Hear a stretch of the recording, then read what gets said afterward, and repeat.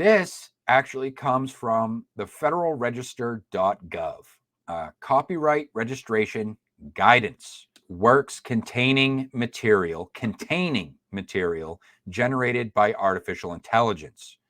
Okay. So this is a rule by the Copyright Office, Library of Congress, on March 16th, 2023. So it's the agency of the U.S. Copyright Office, Library of Congress. It's a statement of policy.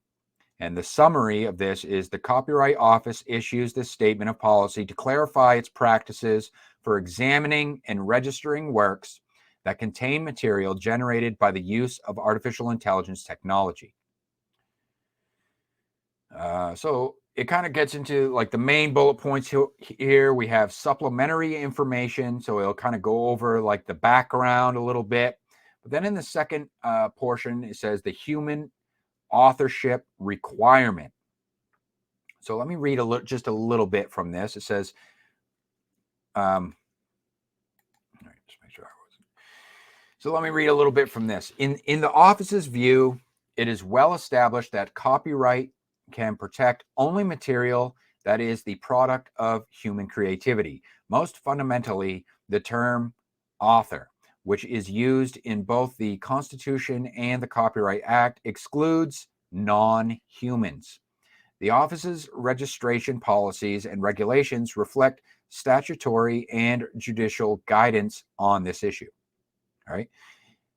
In its leading case on authorship, the Supreme Court used language excluding non-humans in interpreting Congress's constitutional power to provide authors the exclusive right to their writings. So in Barrow-Giles, lithographic Co. versus Sarani, a defendant accused of making unauthorized copies of a photograph argued that the expansion of copyright protection to photographs by Congress was unconstitutional because, quote, a photograph is not a writing nor the production of an author, end quote, but instead created by a camera. The court disagreed, holding that there was no doubt the Constitution's copyright clause permitted photographs to be subject to copyright, so far as they are representatives of original intellectual conceptions of the author.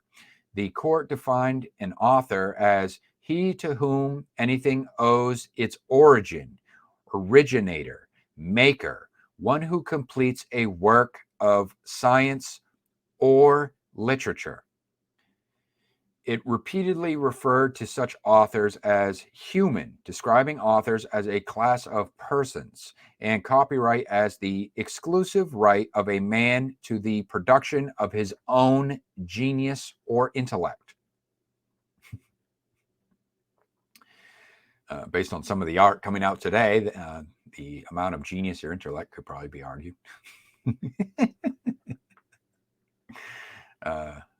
So there's a little bit on that.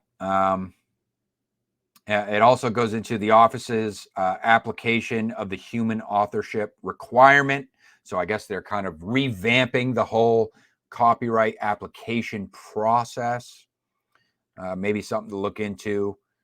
And it gives some guidance for the copyright applicants.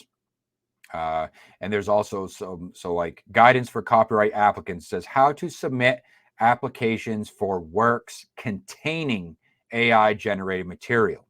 There's a whole process now involved in this.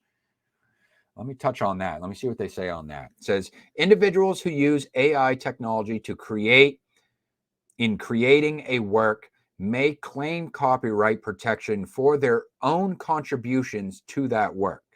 They must use the standard application and in it identify the author and provide a brief statement in the author created field that describes the authorship that was contributed by a human.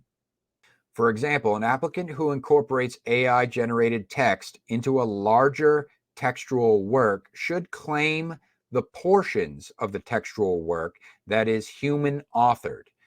And an applicant who creatively arranges The human and non-human content within a work should fill out the author-created field to claim, selection, coordination, and arrangement of describe human-authored comment created by the author and describe AI content generated by artificial intelligence. So see, now the copyright offices, they're requiring disclosure here. I had a feeling that this was, it was just a matter of time. But they're making it's a requirement for that kind of for AI disclosure. Applicants should not list an AI technology applicants should not list an AI technology or the company that provided it as an author or co-author simply because they used it when creating their work. Yeah, so there's no accreditation. It's a disclosure thing. So that just goes to show right there. Because at first I was talking about it being like there being like a form of accreditation, but even the Copyright Office, they're not even recognizing. They're simply just not recognizing AI generated anything as something that can be accredited in any shape, fashion, or form, which should tell you something right there. But yeah, all right. So that's that, and it says goes on. And there's some other thing. It goes on. It says how to correct a previously submitted or pending application. So for those who got in early, the early birds, they might have a mess to kind of undo. And then they have their conclusions. So I'll leave it's interesting. It's interesting. Just keeping an eye on this. I told you I'd be keeping an eye on this stuff as things develop.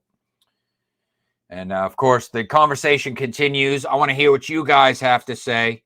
So just go ahead, drop your comments down below, and let me know where you stand on this whole art and artificial intelligence conversation and debate.